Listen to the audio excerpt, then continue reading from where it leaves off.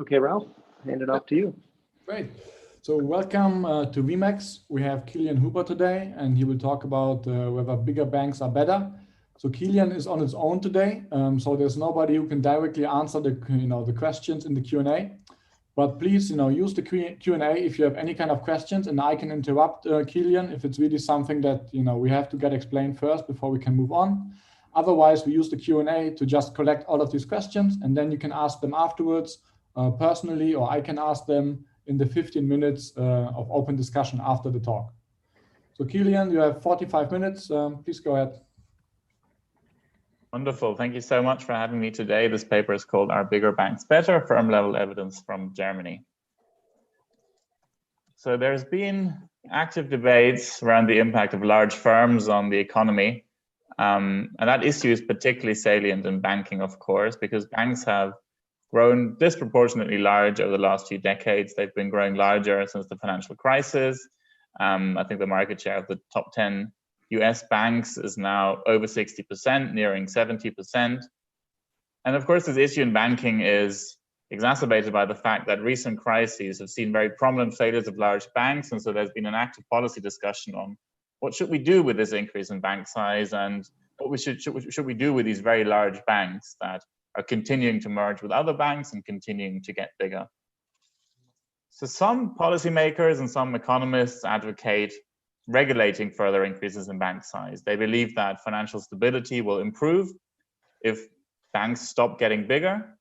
And as a result, there are several ideas on how to limit bank size, outright size regulation, capping off the assets that banks can hold, or at least making it more expensive for banks to get large, for example, by taxing large banks with higher capital requirements or taxing them explicitly in other ways.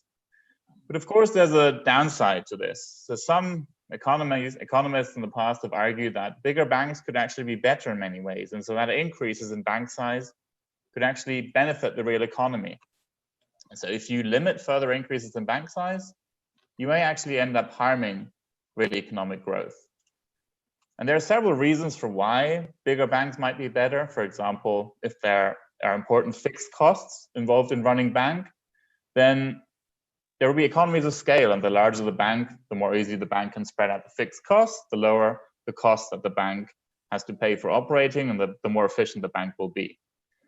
There are more subtle reasons for why bigger banks might be better. For example, bigger banks find it easier to diversify and spread risks. They might find it easier to develop synergies from running multiple types of departments and divisions in the bank.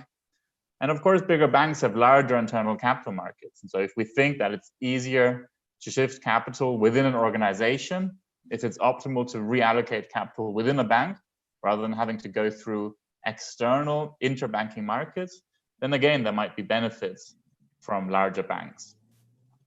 So in this paper, I try and address the question, how do increases in bank size affect firms in the real economy? And I emphasize the real economy because I really care about what happens on the ground, what happens to firms in particular that are borrowing from banks. Do they see any benefits to their access to capital or to their growth when they're banks? Now, the key challenge in trying to answer this question is that bank size is endogenous to the real economy. It's endogenous to bank efficiency. For example, a lot of the increases in bank size in recent years have happened through mergers, and mergers don't happen at random. Mergers happen with a specific plan in mind. So banks will merge if they think one of their merging parties is likely to do pretty well in future. Banks are more likely to merge if they expect improvements in the efficiency of other banks, or if they expect improvements in the real outcomes of borrowers of that bank. And so if you observe some kind of correlation between real economic growth and increases in bank size, you can't really learn anything about the causal effects of bank size. So to address this challenge, I identify quasi-experiments from post-war Germany where the timing of bank consolidation was exogenous to both banks and their borrowers. So it wasn't the case that banks decided at what specific times to merge, which is the common scenario, but instead banks had to merge at a specific point in time. And so I argue this provides quasi-experimental variation, exogenous variation in the size of certain banks. And this quasi-experimental variation allows me to estimate causally how do increases in bank size affect the growth of firms. And I also analyze bank efficiency, risk-taking, regional growth at the municipal level to get a sense of broadly what sort of happens to banks and firms when banks get bigger. There are a lot of results in the paper, so I just want to give you a brief outline of what the main findings are. Headline finding number one is that firms did not grow faster when their banks consolidated. So if you're running a firm, you wake up one day and you find out that your bank is merged with another bank or grown twice as big overnight, it doesn't really seem to be the case that on average firms do any better from that. So it doesn't seem like that any potential economies of scale filter through to borrowers on the ground. In fact, there's a group of firms that actually does worse when their banks get bigger. So these are relatively small firms, relatively young firms, firms that held relatively little collateral. These firms are dependent especially on relationships, on the exchange of soft information that's sort of hard to document in large hierarchies. I'll talk more about that later. And so there seems to be a negative effect on certain types of firms, which I call opaque firms. Now on the bank side, there also don't seem to be huge business and efficiency gains when the banks got bigger. So consolidating banks did not raise their market share, their profitability, or various measures of bank cost efficiency. And these basic findings are already inconsistent with some classical models of banking that suggest the bigger the bank, the better the bank. In fact, economies of scale are the reasons why banks exist in many classical banking models, such as the Diamond 1984 model. Now, you might think that there are benefits to banks getting bigger that aren't necessarily captured in the points I've made so far. So it could be that banks aren't good at raising the growth of their existing borrowers, but banks might become better at identifying good borrowers. So for example, lending to more efficient or high growth firms. Again, that doesn't really seem to be the case. If anything, banks seem to start lending to riskier firms, which is consistent with the view that the larger the bank, the more risk the bank takes. I turn to a higher level of aggregation. I look at municipalities. I compare municipalities that had a treated bank branch, so a bank branch that merged, to municipalities that were not directly affected by these reforms. And I find that there was no effect on municipal employment growth, which suggests that even at a higher level of aggregation, sort of a local general equilibrium, it wasn't the case that banks getting bigger boosted the real economy. Now, having put up points 1 to 5, you might wonder, why did banks get bigger? Why did the bank managers choose to consolidate at those points in time? And in fact, why in general do banks seem to want to get bigger quite a lot? Now, one piece of evidence that I can show you is that bank managers actually seem to benefit. And of course, it's not the bank itself, the bank as an anonymous entity that decides to get bigger, but in fact, it's bank managers that make those decisions. And so there do seem to be private benefits to bank managers from running large firms. For example, they appear in the media more often, they seem to have more sway with the government, and they also get paid more. So salaries of bank managers at consolidating banks increase disproportionately after the banks get bigger. What do we take away from those sets of results? So there's a sort of a consistent picture from the various types of analyses using various data sets and levels of aggregation. Bigger banks did not seem to improve the growth of borrowers and even harm some firms. Now, as I said before, inferential theories imply that the bigger the bank, the better the bank. Some theories even say that the socially optimal outcome is to have one bank per country, that banking is a natural monopoly, and that bank efficiency always improves, that real outcomes always improve when banks get bigger. We can reject those basic theories with the results I've shown you so far. The story is more complex. There's some benefits of banking, but there are also some costs of banking, such as banks finding it difficult to transfer information on certain firms along the hierarchy, which is the issue of opaque firms I talked about before. There are complex agency and management problems in running larger firms. And so it seems on net that the efficiency enhancing mechanisms do not outweigh the beneficial mechanisms. Now, thinking about bank regulation today, many of the channels I'll talk about here are really about traditional banking, lending, deposit taking, working with borrowers. Those still matter today. For example, soft information still matters, as has been shown in many recent papers. But of course, some things also have changed. For example, technology has changed, information technology has been introduced. And so I think an interesting question that comes out of the results here is whether modern activities in banking may have generated economies of scale that flipped the picture completely. But of course, we still care about traditional banking activities. And it seems like, at least in those traditional banking activities, there's no general takeaway that the bigger the bank, the better the bank. Relating to the literature, I just want to make the point that there's a lot of evidence about the relationship between bank size and bank efficiency. But the underlying challenge has really been that all this is endogenous, right? We don't know why banks got bigger, and we worry that banks got bigger for reasons that have a lot to do with the performance of borrowers and the sort of expected performance of banks in future. And here I have quasi-experiments that lead to exogenous variation really in the size of the same banking organization, so in the same firm. So I can keep constant a lot of the unobservables that you might be worried about. And I think another important contribution of the paper is to really examine not just the financial effects, but also look at the real outcomes of bank size on the ground on borrowers. There's been a previous literature on US banking deregulation, which says that allowing banks to work across states has made the banking system more efficient and has improved real growth. That literature has two channels. One is about banks getting bigger, the other is about competition increasing. And I think most of these effects seem to be driven by competition effects rather than bank size effects. And so what I can do in this paper is really isolate the effects of bank size and keep constant bank entry and competition. Because actually, local banking competition didn't really change in the settings that I'm talking to you about. Okay, so this is the introduction. Let me get into the meat of the paper, which is really what happened in post-war Germany. What are these post-war experiments? So after World War II, the Americans, British, and French occupied West Germany.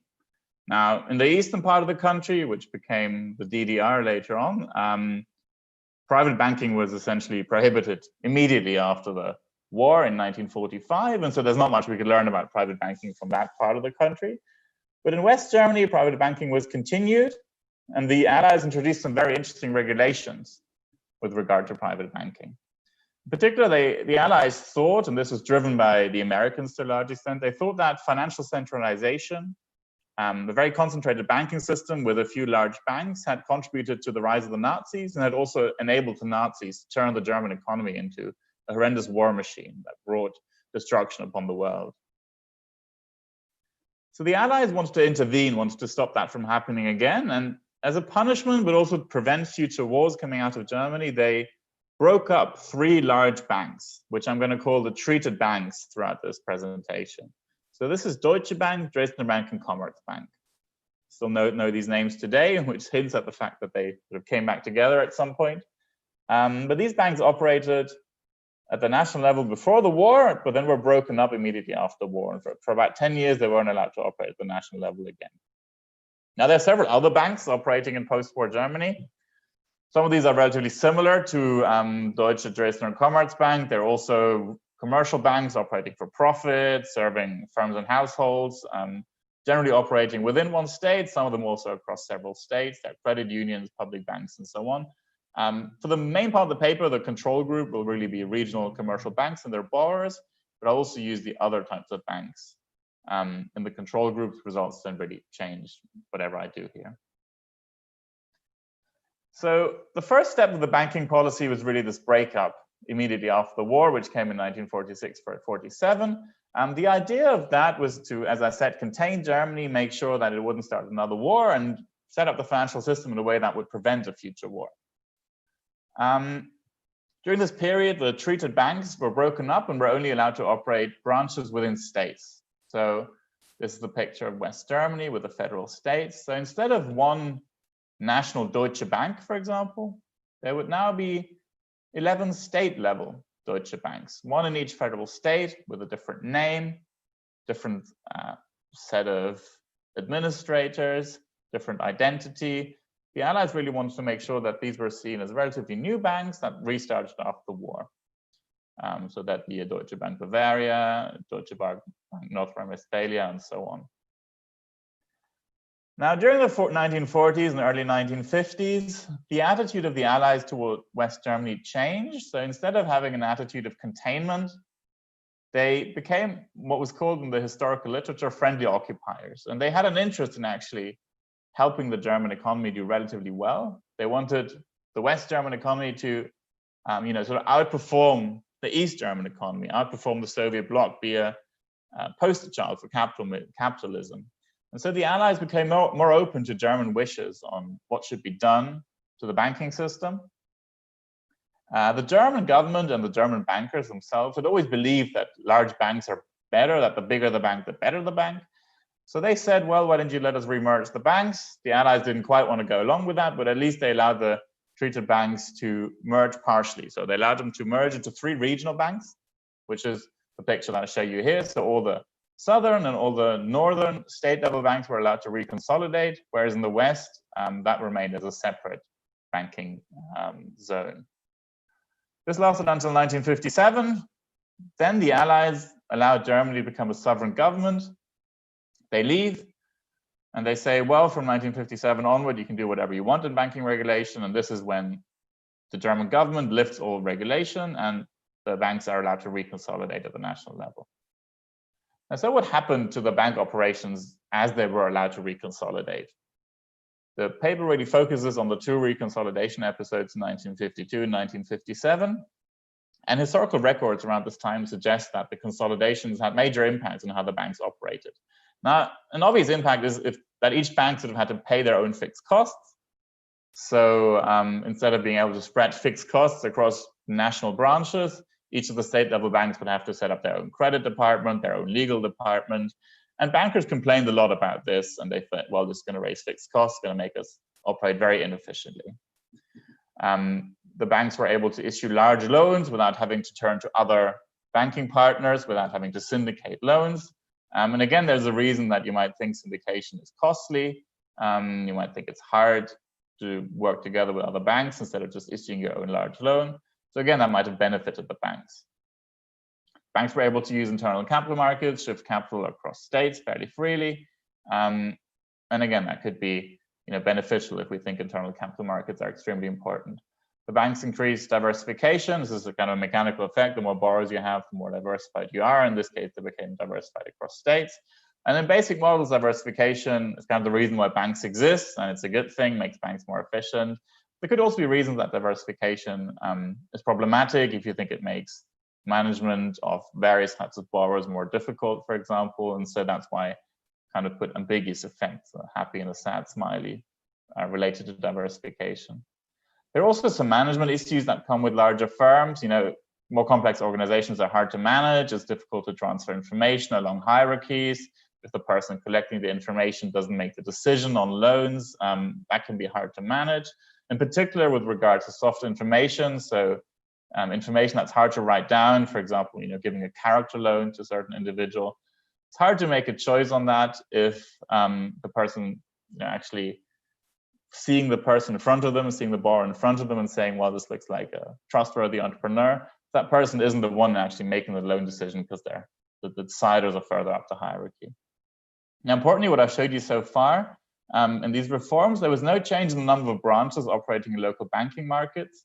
So that means that the number of banks active in each market didn't change. Banking was very much a local business at the time. And so that suggests local competition didn't actually change. All the mergers were across markets, so to speak. Just to put the regulations in post-war Germany into context. So today we often call systemically important banks those banks whose assets go above 1% of GDP. Now, the 3 largest banks in the US today have average loans over GDP of about 5%. In post-war Germany, that number was at 3%. And all the banks were moved above the 1% threshold mark by the regulations. So when they became national, they became large relative to GDP. And so, these banks were relatively slightly smaller than the largest US banks today, but they were still what we would call systemically important in today's language. So the main question of the paper is really what happened to the banks, what happened to the borrowers when the banks got bigger. So here's the first picture. I just look at lending by 2 groups of banks. The one group is the treated banks, so that includes the state-level branches of Dresdner, Commerzbank, and Deutsche, broken up into their state-level structure pre-1952. And then I follow their total lending growth over the subsequent years as they become a national organization again after 1957. And the untreated control group here in blue, that's lending by all other commercial banks in Germany, and these other banks were not affected by the regulations and did not increase in size by nearly as much as the treated banks. You see that the results are inconsistent with the simple story that bigger banks become more efficient and as a result are able to lend more or are able to attract more borrowers because they can offer cheaper loan terms.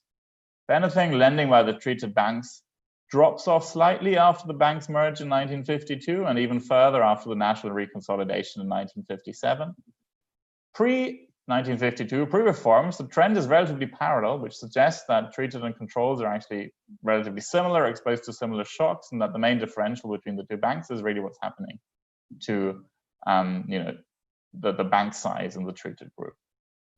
Picture for deposits looks relatively similar, and that's particularly interesting because the treated banks were actually keen on raising their market share in lending and deposit taking. And it's clear from here that the increases in their size did not allow them to do this.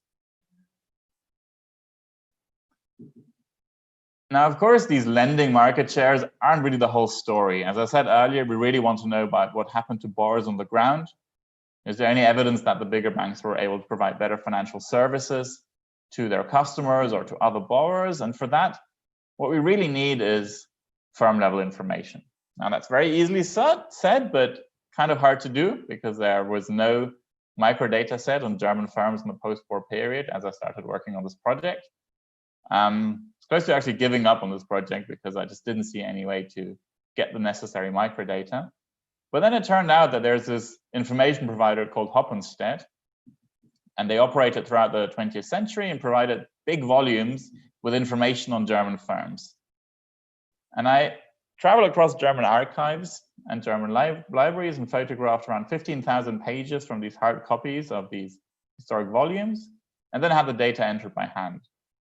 And you can see that the state of these books isn't great in some cases. The pages are relatively brittle and the text is hard to read. So this really had to be a manual data entry exercise. I hope that these data will actually be useful to other people working in this area, interested in studying, what happened in the post-war economic miracle, where the German economy grew very fast subsequent to the war. And the data will be available pretty soon, hopefully, for researchers to use in perhaps other projects. So what's in these data? So you can see that here, for example, there's some information about the employees of the firm. There's some information on sales. And importantly, there's also information on which banks the firms worked with.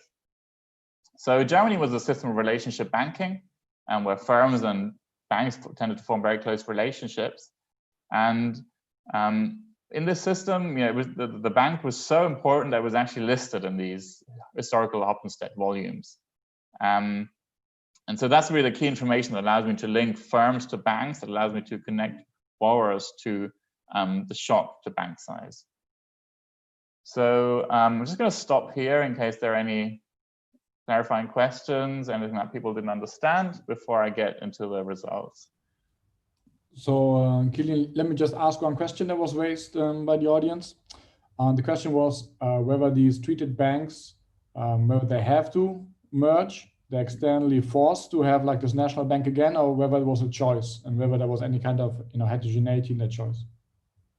It was a choice, so they were explicitly not allowed to merge before 1952, and then they were allowed to merge again after from a specific point. They didn't have to, but they all did. They essentially believed that bigger banks were better, and so that's kind of one of the interesting aspects here, that the banks really wanted to get bigger and also lobbied politicians to get bigger throughout the period. Okay, thanks. And in a way, it's an important point, that in a way that's quite similar to what's happening nowadays, where banks are continually getting bigger all the time, but it's not really clear whether they're doing it for a business reason or other reasons. And so what I'm about to show you suggests that it wasn't really for a business reason, but that there were perhaps other things going on. But thanks, that's a very good question. Thanks for letting me clarify. So let me tell you, what do I do with these data and this quasi-experiment that I've assembled so far? So we know that the reforms of 52 and 52 were exogenous shocks to the size of relationship banks of a number of firms.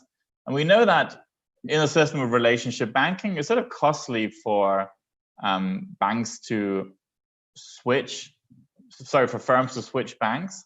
You know, when your bank cuts credit supply or changes financial information, that financial services, that does tend to affect the pre-existing borrowers. And that's kind of the setup that I use here. And I test whether firms that were working with one of the treated banks experienced any differences in their growth or in other outcomes.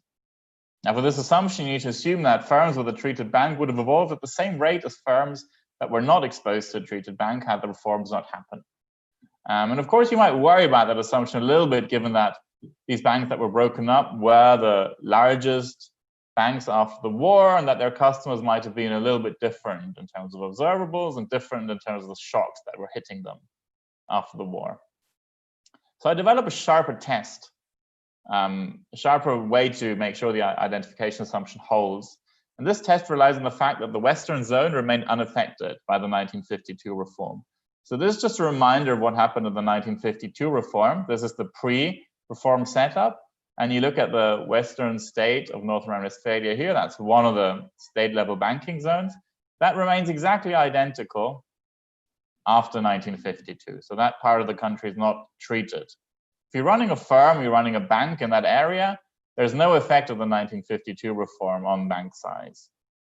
And so what I can do is I can essentially use firms that are and banks that are in that area, the control group, and I can compare them to the treated parts of the country. And what I do specifically is that I use essentially the states bordering North Rhine-Westphalia as the treated group in this setup, and then the regions inward of North Rhine-Westphalia, but relatively close to the border as control group. And that's nice because now I can only use firms that were treated at some point in the sample. So I can make sure that any differences between firms that had a relationship to a treated bank and firms that did not cannot affect the estimates. I also throw out firms that produce coal or steel, and I throw out firms that are in the rural area, which is a relatively industrialized area. And so that's helpful because I can sort of keep steady what the firms really looked like before 1952, making sure that other unobservable shocks aren't really affecting the estimates here. Now, there's a useful test that we can do to look at the sample balancing, make sure that this sample restriction is really working out.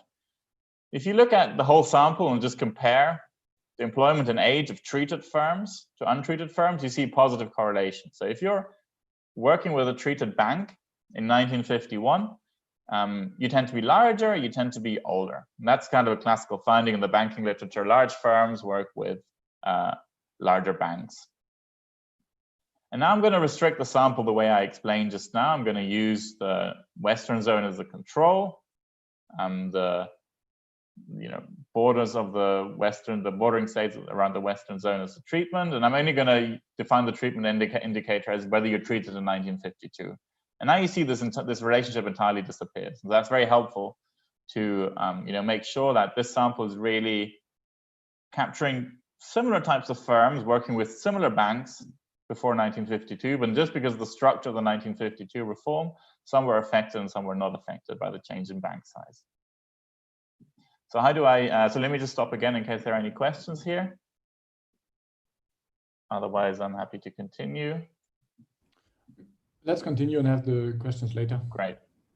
So this is sort of the main setup for the specifications. And now let me just tell you what I do. It's a very simple setup. I regress the growth of firms that had a relationship, the growth of firms between 2 points in time on an indicator, whether the firms had a relationship to treated banks between those 2 points in time. The main treatment is just going to be one indicator. Did you have a relationship bank that was treated? And later I'm going to look at some intrinsic variation, intensive margin variation, and how many of your banks were treated, and so on. But for the baseline, it's just the indicator.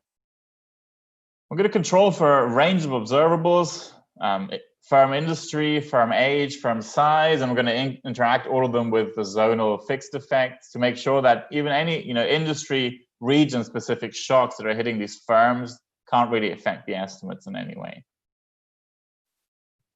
Now, the results in the paper look like this in general. There are a lot of zeros, relatively small point estimates, and statistically insignificant. And this is really independent of which controls you use or which sample cut you use, which kind of control group versus treated group you use. These were the results just for the employment growth of firms that had a treated banks versus an untreated bank. But there are various outcomes that I use, including bank debt, revenue of firms. I use revenue over employment, so like kind of a measure of labor productivity. And it doesn't really seem to be the case that firms are doing any better when their relationship bank gets bigger. And the 95% confidence for employment, confidence interval for employment, for example, includes employment effects about 0.6 percentage points per year. So that's not, a tiny zero effect, but it's certainly also not a huge effect. Now, importantly, these effects are quite different to existing work that's looked at the effects of bank consolidations and increases in bank size and borrowers. These effects are actually mixed. Some of them are positive, some of them are negative, but they tend to be significant. And that sort of underlines my argument from before that changes in bank size are endogenous. They're driven by whatever's happening to the banks, what's happening to expectations, what's happening to their borrowers. And so it's hard to understand really whether there's a causal effect of bank size here, or whether this is just capturing some unobservable variation across banks and borrowers. Another way to gauge the magnitude of this effect is to estimate the elasticity of firm growth with respect to bank size. So here you can see that this is a tiny, tiny number. I mean, even if you take the whole increase in average assets of US banks between 1950 and 1990, which includes the deregulation episode, you multiply that number by 314, you still get a relatively small percentage change in firm employment. That's driven by the change in bank size. Now, as I said earlier, there are some interesting heterogeneous effects, in particular, dealing with a subgroup of firms that requires soft information processing, requires certain types of organizational setup. So in large hierarchies, it's more difficult to transfer information up the hierarchy, more difficult to say, I trust this person, this is a trustworthy person, and let's give them a loan.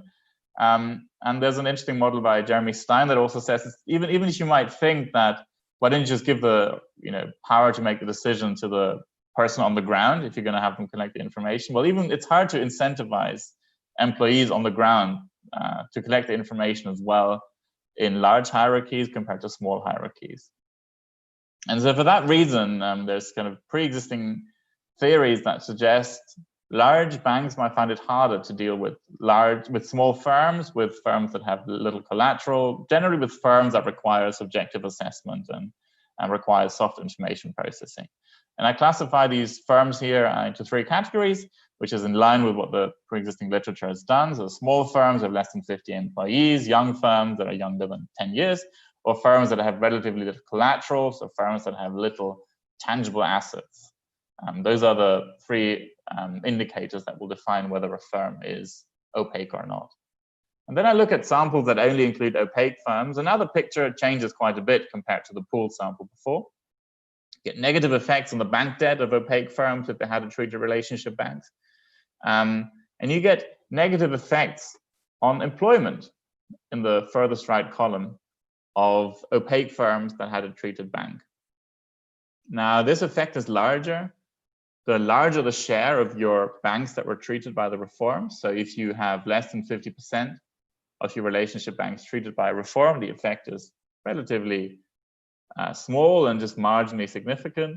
But if you go above 50%, so you're getting most of your banking services from one of the treated banks, then the effect is relatively large. Now, this employment effect only shows up for non-stock firms. Stock-listed firms seem to be able to compensate for the loss in bank debt by using equity financing, by raising more stock capital, but that's hard to do for the opaque firms that are not stock-listed, and they really seem to be hurt in their financing. And so this is evidence that being attached to a bank that increases in size for exogenous reasons can actually be harmful for certain types of firms, specifically for opaque firms. There's also evidence from the anecdotal evidence from the historical records about what the banks were actually doing. So it seems like the banks were making decisions in relatively regionalized credit councils before 1952 when they were state-level banks, but then they aggregated the decision-making level. And this seemed to have actually hurt the real outcomes of some of these borrowers. Now, you might ask, well, there's a negative effect in opaque firms. What's happening to the non-opaque firms? What's happening to the large borrowers? Are there sort of symmetric benefits for these? But that doesn't seem to be the case. So it's really that there are negative effects concentrated on opaque firms, but no corresponding benefit to large firms. And so while the theory is consistent, while the results are consistent with theories that suggest opaque firms suffer, they're inconsistent with the view that increases in bank size have huge benefits for non-opaque firms, listed firms, other types of large borrowers. At a higher level of aggregation at municipality level, there's also no effect, no positive effect. If anything, the point estimates here are negative, so suggesting that really the effect on opaque firms seems to be a dominating factor. Municipalities with a treated bank branch or with a relatively high share of treated relationship bank borrowers in the area all grew more slowly. And there's no evidence that there's any sort of beneficial effect on municipalities, no matter how you cut these data. Of course, these samples are relatively small, so these results need to be taken with some caution. But it's interesting that they're consistent with all the firm level and bank level analyses shown so far. And they're also robust to a number of controls, including industrial setup of the region, location of the municipality, and so on. So these are the main sort of headline results on what happens to firms when they're borrowing from treated banks. Let's try and go under the hood a little bit. Let's try and understand what actually happened that might have translated the changes in bank size to changes in the outcomes of real borrowers. Now, the first thing to look at is obviously the bank variables. So was there anything different in terms of the efficiency or profitability of the bank that might justify whether banks wanted to get bigger? Now, I find no evidence that the banks improved their market share, their profitability. They did not improve measures of bank efficiency that you can calculate using various efficiency estimation procedure, profit efficiency estimation procedures, for example, suggested by Berger and Mester in the 90s. And no matter how you cut this, there's really no way to say that the treated banks really benefited in a major way. And of course, that's again inconsistent with some classical models that suggest the bigger the bank, at least the more efficient the bank is doing something better or saving costs in some major way. Now, I do find evidence consistent with models that suggest larger banks take more risks. So the treated banks added more risky borrowers, which I define as borrowers with relatively high volatility or relatively high leverage for the reforms. But these borrowers didn't really seem to grow any faster. There's no evidence that the bank made more money of these borrowers. So it's hard to reconcile this result with the view that banks were sort of improving their risk-taking capability and at the same time making more money out of it. The results are certainly consistent with the view that larger banks take larger risks because they expect bailouts, because they become too big to fail. It's hard to test that explicitly in the data because there's no major banking crisis where these banks are close to default. So I think that's kind of an interesting result, but certainly there's more evidence needed on what exactly is going on in the sort of relationship between bank size and bank risk taking and sort of what drives that relationship. I look at a number of other factors that might have influenced the returns to scale of banking or the activities of larger banks. It doesn't look like the bank's riskiness goes down. It doesn't look like the banks are gaining the benefits of a diversification. I look at internal capital markets by comparing borrowers in states that tended to experience increases in capital flows versus borrowers that tended to experience outflows of capital flows. You'd think that if internal capital markets make cross-state capital flows cheaper, there would have been heterogeneous effects, so that those states that tended to experience increases in capital flows would have experienced even larger increases when the cost of shipping capital across states became cheaper. And so they should have grown faster in those states receiving capital inflows. Again, there's no evidence of that. The results are relatively consistently zero for the average firm.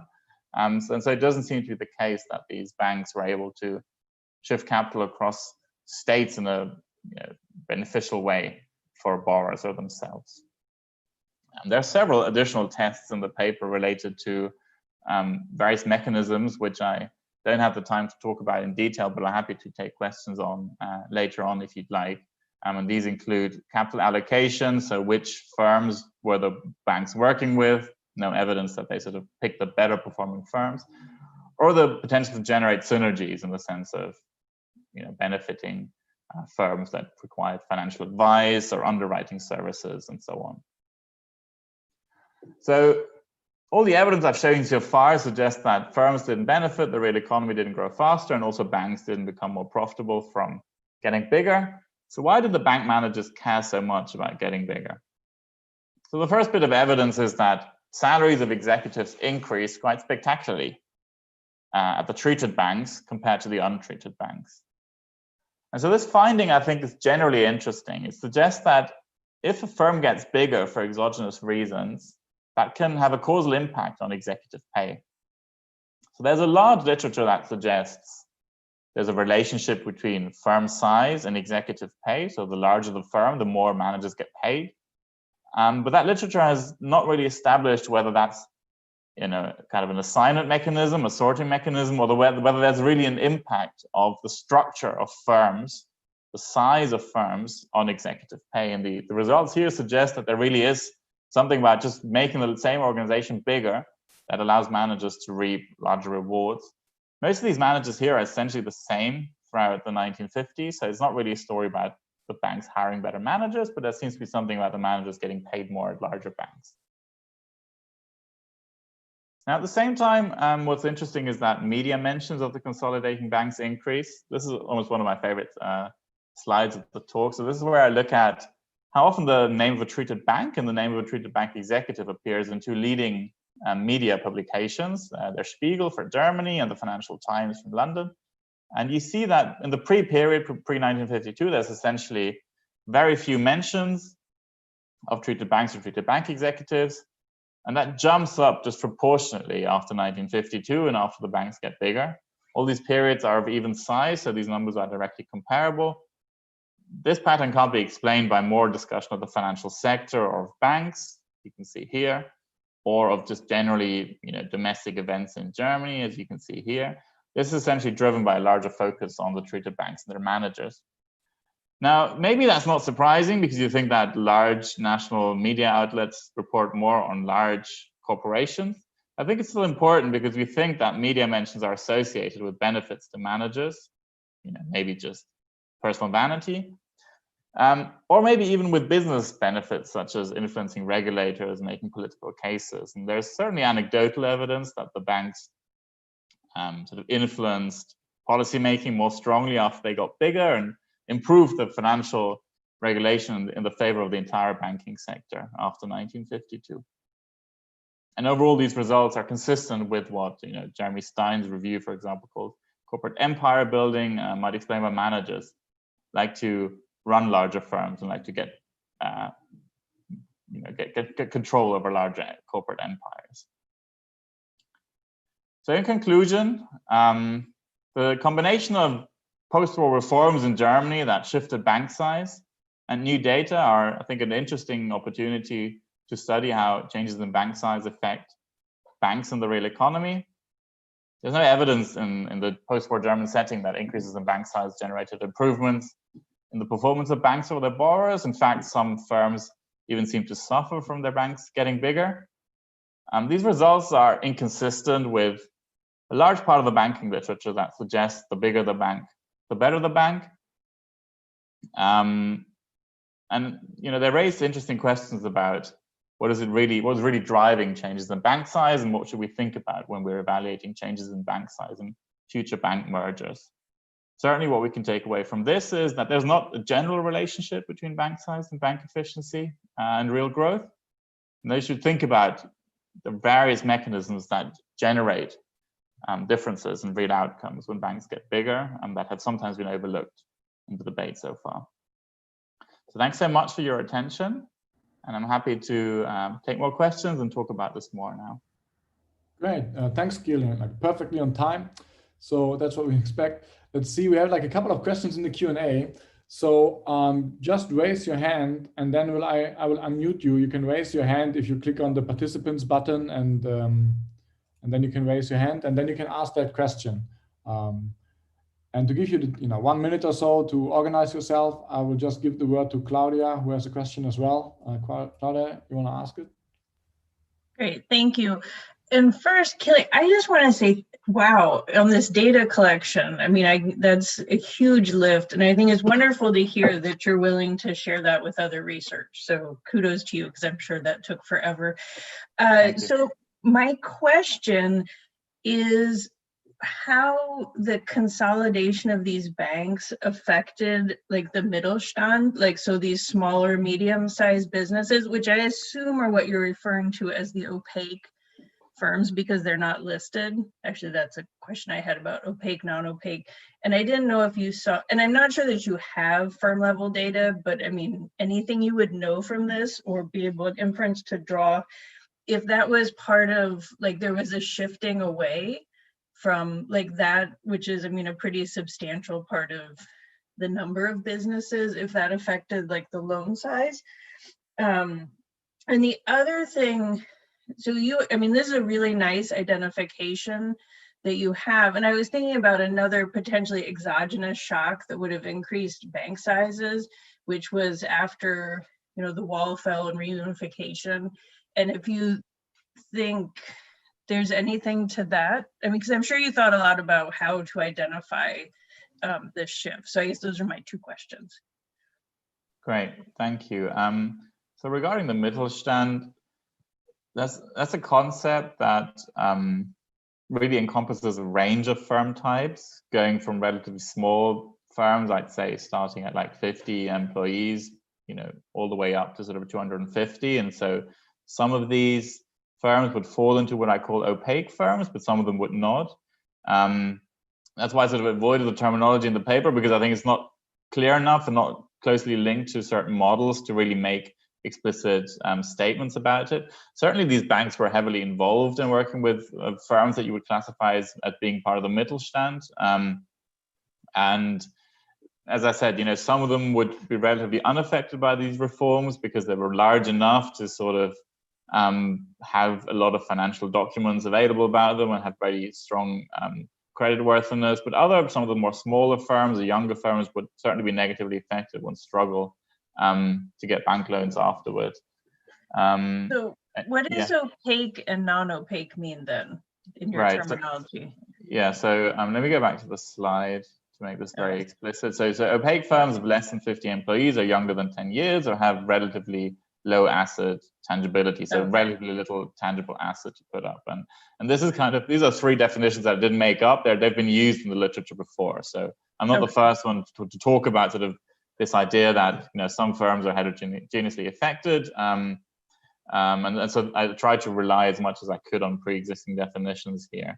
Okay, sorry I missed that. Okay. No, that's fine. There was a lot of numbers and stuff, but yeah. So that's sort of the definition. And so the other question was about the post-war, the post-unification changes in bank operations. So it's true that a lot of the larger banks moved in very, very quickly into the eastern part of the country after the wall came down because they saw some profitable business opportunities there. I haven't thought about using that for a shock to bank size so much. And the reason is that they obviously moved into very specific regions where they had very specific business opportunities. And so it becomes difficult to disentangle the changes in their investment opportunities from the changes in their size. But I do actually think it's a very interesting period. And it's a period that certainly changes the scope of the large banks by quite a lot relative to some of the regional banks. So the regional banks don't really expand as quickly into the east as the large banks, and so that creates a lot of asymmetries in how they're set up. Okay, thank you. Thanks. So now we have a couple of questions from the audience. First one would be Fadi. I allow you to talk, and then you have to unmute yourself. You have to unmute yourself and great. Thank you very much. Hi, Kilian. Great paper. I just have a question on how should we think about this shock relative to standard M&A, in the sense that, when there is M&A, this typically entails changing management, changing operation structure. But here the shock is a bit different in the sense that banks were first artificially split regionally and then allowed to reunite. So the question is, do you know if something changed in the organization of banks or not? And then the other question is, if you can look, or if you have looked, if there is some effect on the price of credit or on the interest cost that firms face. And yeah, these are my two quick questions. Thank you very much. Thanks, Fadi. Good to hear from you. So these are very important points. To aid my response, let me go back a little bit to this slide. So I think we need to be, when interpreting these results, we need to be very careful about what actually changed in the banks, what didn't change, and hence what can we learn from these quasi-experiments. And you make a good point that some of the changes in bank operations might resemble what would happen in a standard M&A episode, and some of them don't. Now, you've already given the most important example. I think when M&A comes in, there tends to be kind of a big change. It's often an acquisition. If there's an acquisition, instead of one firm taking over another, changing the corporate culture, changing the managers, that might take adjustment costs and so on. And that's not really happening here. So in that sense, you could argue that the banks have fewer adjustment costs in this setting because they really come together and they already worked together, more than a decade before. So their business structure is similar. They continue to work with the same managers. And so the organizational disruption is likely to be lower here. What is similar, of course, is that some of these hard factors, such as fixed cost diversification, the size of your capital stock, being able to issue loans without syndication, I think those are factors that are also important in both M&A exercises and here. And so when you're thinking about these specific mechanisms, I think there's something we can learn more generally about how banking works, certainly how banking works in a traditional banking setting in post-war Germany. And I didn't talk about sort of the mechanism tests too much in this presentation. In the paper, I try and really understand how exactly these mechanisms operate and when are they important, when aren't they important. I think that might be interesting for people that are thinking about specific examples to compare this set of results to. You had a second question. Remind me, please. It was on the cost of credit. Oh, the cost of credit. Yeah, so I don't really have any data on interest rates at all, certainly not at the firm level here. So I'm using just quantities. Now, yeah. No, sorry, I just don't know if you have, interest payments on the balance sheet side of the firm relative to the total cost of, product or total lending, right? Right. I have sort of net interest income. So, I can look at that. The changes in net interest income, or sort of net interest income scaled by loans and deposits, are really relatively small. So there's not a lot of action there that you could really say they're changing interest rates in a major way, which is consistent with the other results that suggest that banks don't really operate in a significantly different way to other banks when they get bigger. Great, thank you. Thanks. Great, thanks. Let's go to the next question. That would be Afshin. I will allow you to talk, but you have to unmute yourself. Okay. Thank you very much for this presentation. My question is about monopoly and competition relationship. Usually, we believe in that big banks, in terms of assets, maybe a monopoly, less competitive. They have more market power but less competition. But in terms of international banking, they may get more sources from abroad, so they can lend more credit to domestic market. However, your paper is very reverse to this view. Is there a specific point for German at those times in 1950s, maybe historical narratives, considering those narratives? I mean, considering the recent literature, the findings seem a bit reverse. What do you think about that? So let me try and respond. I'm not sure I understood your question perfectly because you were breaking up a little bit, but at least in comparison to previous literatures, I think previous work has found it difficult to disentangle competition effects from size effects. So what I want to do in this paper is make sure that changes in competitions don't really affect the estimates, right? So it's a very specific question I'm interested in, which is, do internal mechanisms in banks change when banks get bigger? And do these internal operation-specific mechanisms in banks generate benefits for the banks or the borrowers when banks get bigger? So that's a question I think I can answer relatively well here, and I don't find evidence that these mechanisms have a large effect. And essentially the mechanisms are the ones that I've listed on the slide that I've just put up here. So these changes in bank operations. Local competition doesn't really change in the banking market in my setting, and so it's hard for me to compare my results to results that try and explicitly estimate sort of competition related effects, because it's not really the setting here isn't really suited to that. And so I would classify whatever other papers are found on monopoly banking or competition effects of banking, kind of a different bin of results, which is very interesting and complementary to what I'm doing here. Thanks. Thank you. Great. So let's go on to the next question then. Okun, I will allow you to talk, and now you have to unmute yourself to ask a question. Thank you. Thanks, Ralph. Hi, Kilian. It's a very interesting paper, first of all. Thanks for presenting it. I was actually wondering more on the managerial side, and I was wondering, when you look at the individual managers, obviously, like you see this quite a bit of an increase in their wages, but have you checked the total amount that goes to the managerial wages before and after in those merged banks, in the sense that, like, if you have less managers after the merging, because some of them are going to be maybe redundant, then the wages, the previous wages, could be reallocated to the new managers who are now basically, managing a bigger portfolio. Would that be part of the story here? And maybe a bigger picture question.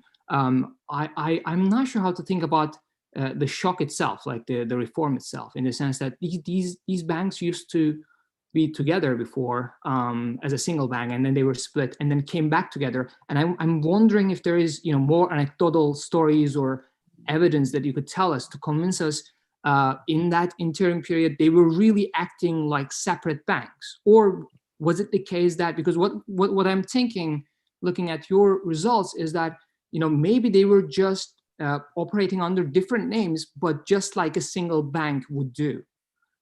So it was that the case, because then when the reforms come, the only thing that changes is the name, and they just continue as usual. So I think there is, I need to be a bit more convinced on that side that this was a significant shock and it really changed the way that they operated. Yeah. Thanks, Orkun. These are very good questions. So on the managers, the number of managers doesn't change that much. And so the total benefits paid to managers increase disproportionately at treated banks as well. So it's not just a composition or readjustment effect that increases average manager pay. On your second question, that's a very good question, which is a bit related to something that was asked earlier about what can we learn from these banks in relation to M&A. You're saying sort of generally saying what changed in the banks. So again, the slide that I put up here I think is very useful, because this is what changed in the banks, and there's a lot of historical evidence, anecdotes, bank annual reports that suggest these issues were important, and these are sort of what you might call the hard factors in bank operations that were adjusted after the banks were broken up, and then readjusted, so to speak, after 1952.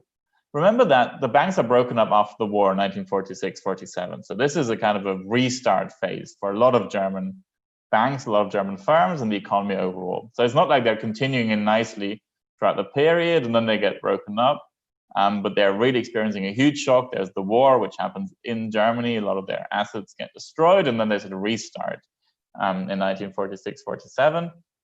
And the picture I showed you so far suggests that they're behaving relatively similar to other banks in that period. It's only when they get bigger something changes.